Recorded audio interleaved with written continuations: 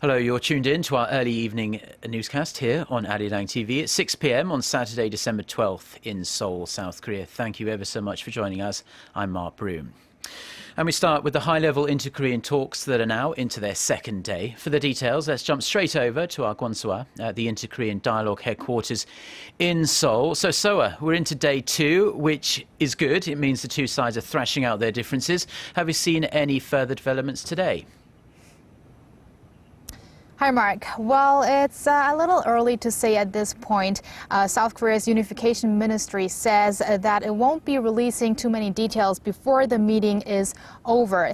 But we should say with no doubt that it's not going to be easy to reach a concrete and comprehensive agreement.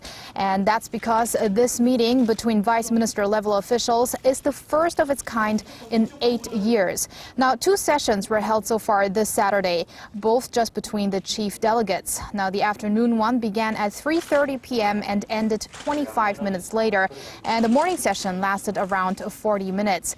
Now, as with these kind of talks, it's virtually impossible to gauge when this meeting will conclude.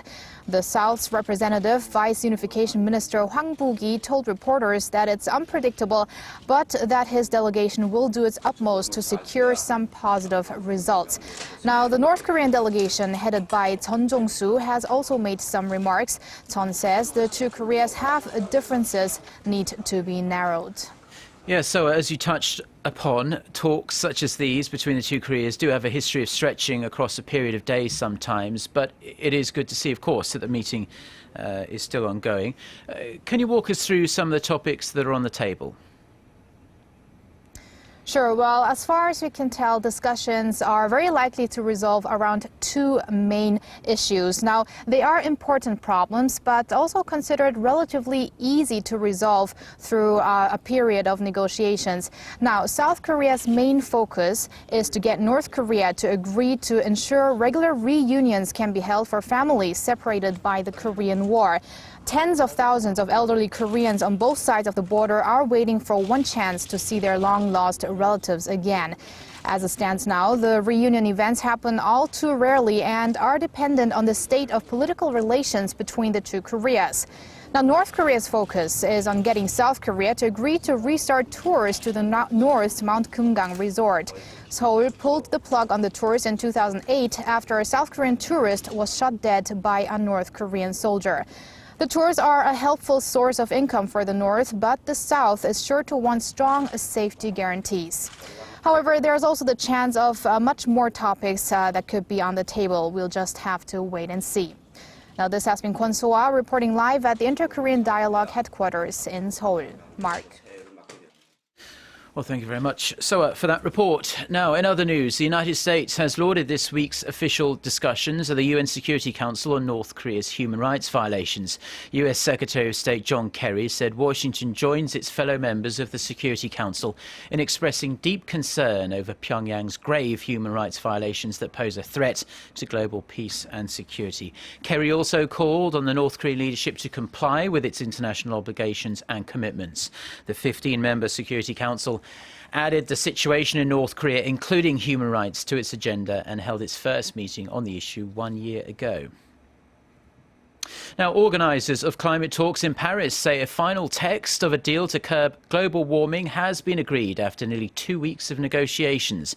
The document will be presented to ministers for adoption later on Saturday, a day after the conference had been scheduled to close.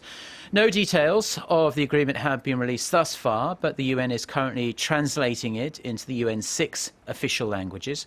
The final draft is due out at around 7:30 p.m. Korea time, so in about 90 minutes time from now.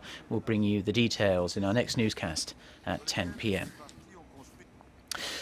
The growing rift between separate factions of Korea's main opposition party looks like it could burst wide open in the coming days, and with elections just a few months away, the timing couldn't really be any worse. Former co-chairman of the New Politics Alliance for Democracy, Ahn Cheol-soo, will hold a news conference at the National Assembly on Sunday, where he might announce that he's walking away from the party.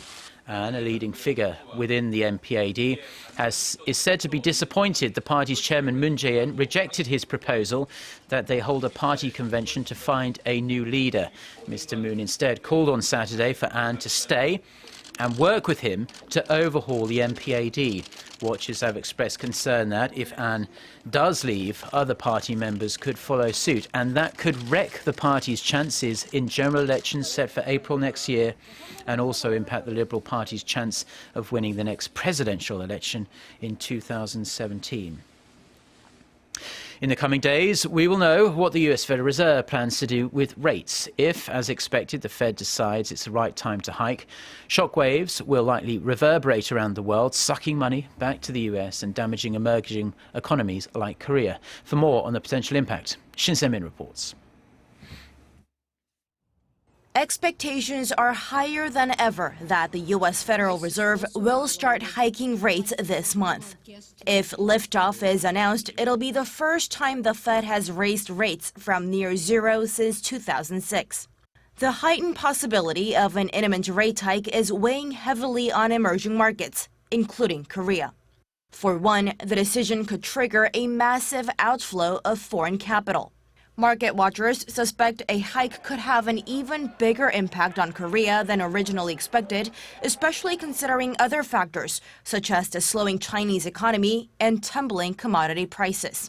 With the greenback strengthening, the Korean won will depreciate, possibly accelerating the pace of funds out of Korea. If capital outflow accelerates, it'll put pressure on the Bank of Korea to hike its benchmark rate. But it won't be easy for the BOK to do that, given the nation's massive household debt mountain, which is nearing the $1 trillion mark. Taking a wait-and-see approach, the Bank of Korea this week froze its key interest rate at a record low of 1.5% for 6 straight months. Experts add that instability in emerging markets will deal a blow to Korean exporters who already face long-term difficulties with the slowdown in China. Korea's total exports fell 4.7% on year last month, coming in at $44 billion.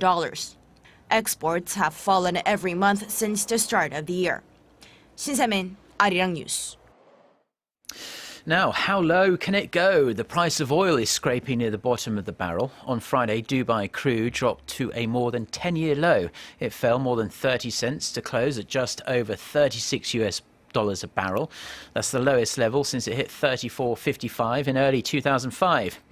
Also on Friday, Brent slipped below $38 a barrel for the first time in 7 years to close 4.5% lower at $37.93. US crude ended down more than 3% at $35.62. Now this comes after OPEC, the oil producers cartel, refused to cut oil production last week. The problem is being exacerbated by the strong dollar, the currency in which oil is priced, and weak global demand.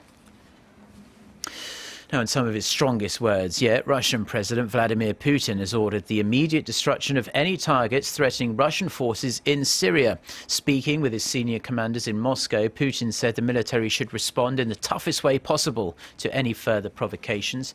The remarks are seen as directed at Turkey. The two countries have been trading barbs since Turkey shot down a Russian warplane that Ankara says was in Turkish airspace. The Russian leader also asserted that Moscow is providing air cover to the opposition group known as the Free Syrian Army, as well as to forces loyal to President Assad, saying both sides are opposing the Islamic State group. He also said it was in Russia's best interest to work with the US-led coalition to ensure ISIS is wiped out.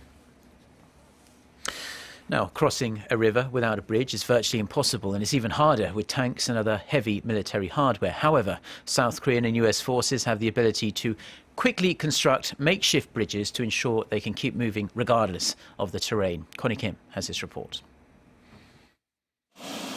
Tanks and armored vehicles approach the side of a river only to find they'll need a bridge to cross it. South Korean and U.S. forces have gathered in Yeoncheon-gun County north of Seoul for a wartime simulation drill where the two allies jointly build a bridge to cross the waterway. Helicopters hover above to secure the site as a tank first crosses the river to secure territory on the other side.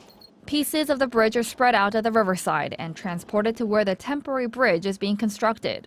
A Chinook helicopter also transports a piece of the bridge to the river, helping the Allied forces quickly connect the pieces together. One by one, the pieces are attached so the rest of the tanks can safely get across.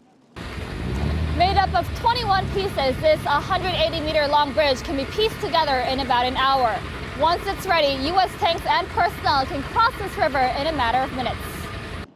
U.S. tanks, including the M1 Abrams, were utilized along with some 260 South Korean and American forces. The river crossing drill allows us to work together and exchange know-how during the maneuver, laying the foundation for an effective joint operation. The U.S. Army says the training is essential considering Korea's unique geological characteristics. Considering the fact that there are many rivers in South Korea and it's very likely that we would have to conduct a river crossing if we were to go into combat operations, this training exercise was very beneficial for us to work together and see how the ROK Army does a river crossing.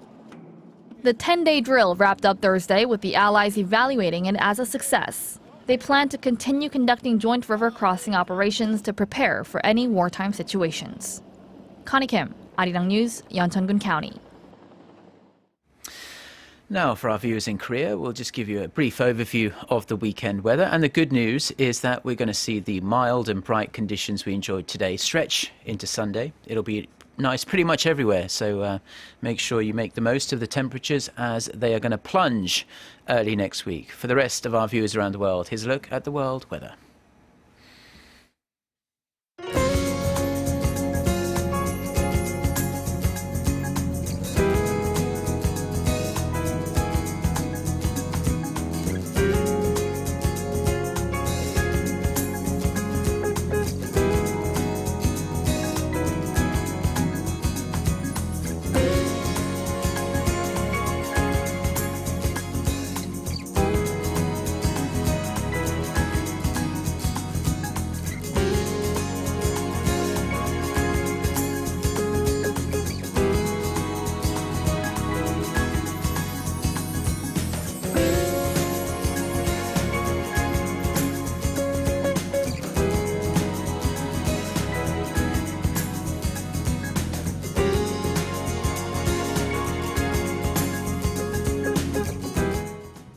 Well, that's all we have for now. Wherever you're watching us, have a wonderful rest of your Saturday, and we'll have more news for you at 10 p.m. Korea time. That's in a little under 4 hours from now. Goodbye.